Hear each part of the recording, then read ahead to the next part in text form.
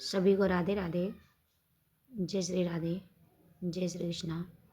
मैं हूँ इस समय जनपद अम्बेडकर नगर गोसाईगंज में। राम कथा का तृतीय दिवस है।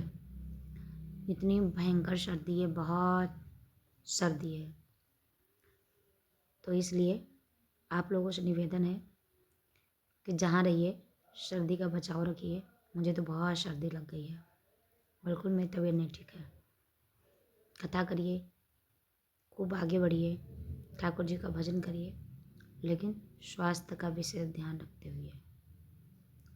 यहाँ भी रहो, खुश रहो, प्रसन्न रहो, राधा रानी का गुणान बात करते रहो, राधा रानी के चरणों का ध्यान करते रहो और अपने स्वास्थ्य का विशेष करके ध्यान दीजिएगा। सभी को राधे राधे।